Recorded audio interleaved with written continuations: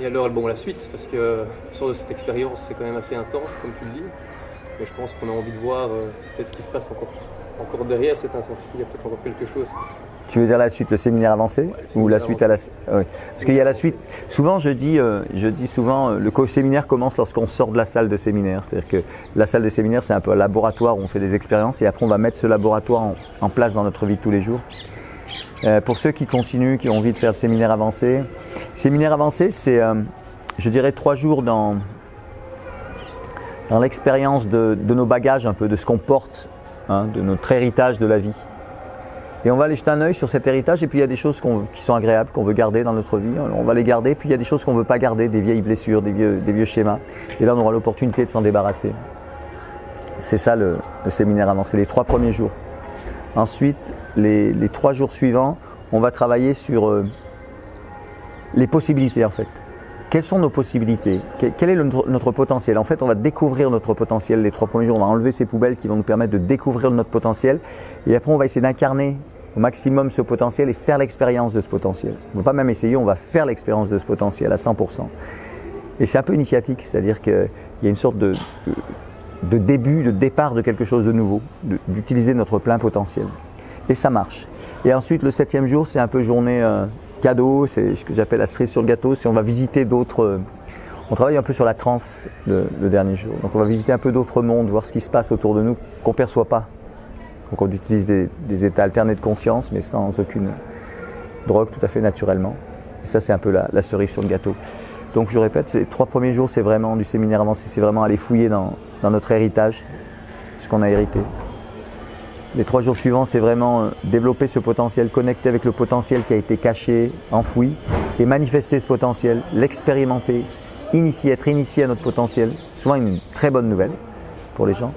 Et le dernier jour, c'est un travail travailler sur des choses plus subtiles. Bon, on est en Inde là, alors effectivement, il y a des challenges de bruit, de musique. Radé, radé. Ouais, voilà. Ouais. Tu parlais d'aller percevoir quelque chose d'autre. Après, peut-être qu'il y a des choses qui nous entourent, auxquelles on n'est pas forcément conscient, qu'on arrive dans ces séminaires. Ouais, alors ça c'est, si tu veux, nous on ne met pas trop l'accent sur ces choses subtiles. Bon, c'est un petit cadeau qu'on fait d'expérimentation, mais notre but c'est pas vraiment d'aller vers ces choses inconscientes ou invisibles c'est pas vraiment l'idée du séminaire. L'idée du séminaire, c'est vraiment d'acquérir des outils de transformation et d'éveiller notre conscience à qui nous sommes vraiment.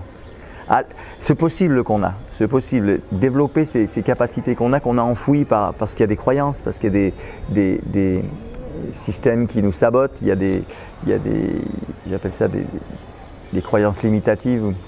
Donc il y a plein de choses qu'on a créées au fil de notre éducation qui fait qu'on se limite. On n'arrive pas à voir vraiment nos possibilités. Donc le séminaire avancé, c'est vraiment redécouvrir ces possibilités, redécouvrir ce potentiel que nous avons en nous. Et le manifester. Il y a 3 jours de manifestation, de lumière. Quoi. Manifeste, on devient qui on est à l'intérieur.